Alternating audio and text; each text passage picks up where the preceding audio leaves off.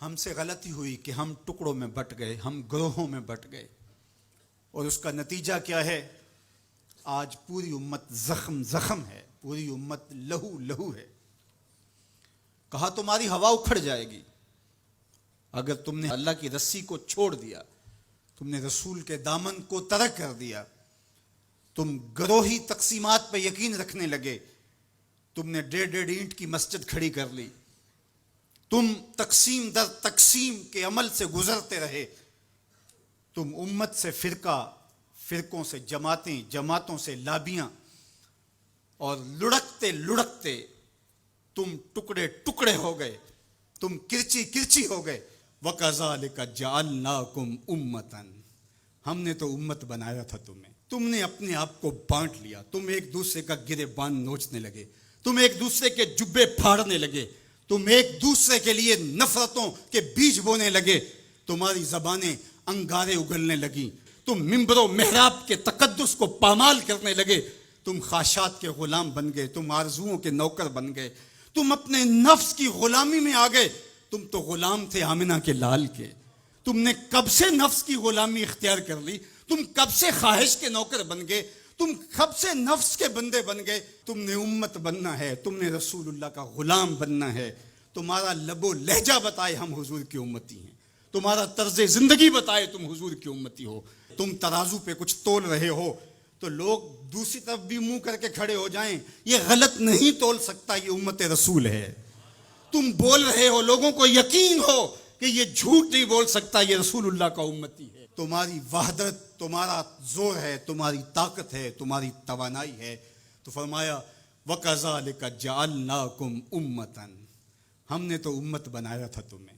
آج حضور کے قلب اطہر پہ کیا گزرتی ہوگی جب شام کی بچیوں کے منہ پہ تماچے مارے جاتے ہیں، جب بغداد میں حضور کی امت خانمہ برباد نظر آتی ہے، جب برما میں آری لے کر کے اعضاء کاٹ دیے جاتے ہیں، دشت لیلہ سے لے کے کندھار تک، غزہ سے لے کے کشمیر تک لاشیں ہی لاشیں بکھری ہوئی نظر آتی ہیں، بستی بستی کریا کریا، صحرا صحرا خون، امت والے امت کا ہے کتنا سستا خون۔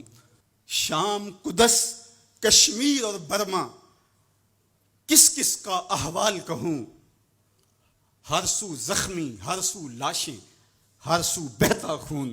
امت والے امت کا ہے کتنا سستا خون۔ آج امت لہو لہو ہے، اس پوری کائنات میں 1 انچ بھی جگہ ایسی نہیں ہے جہاں آتش و آہن برستا ہو اور وہ کفار کی سرزمین ہو۔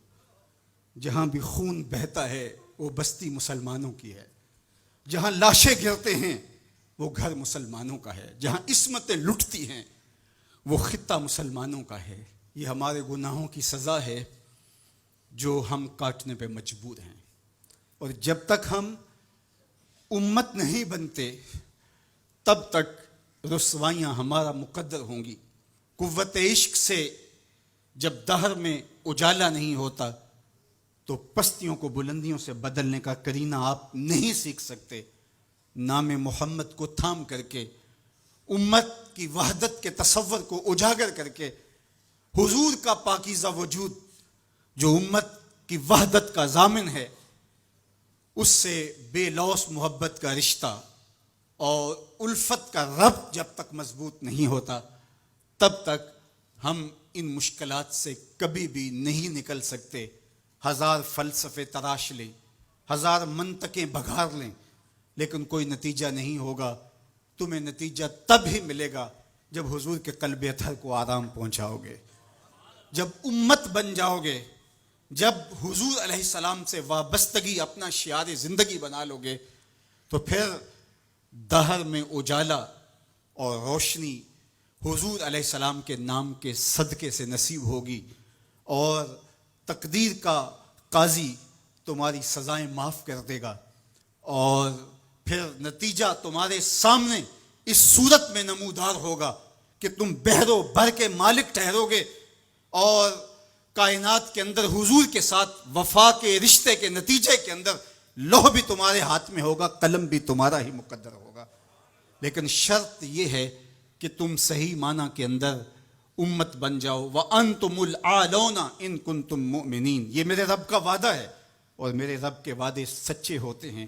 کہا تم ان کے بن کے تو دیکھو، عزت کا تاج میں تمہارے سر پہ رکھوں گا.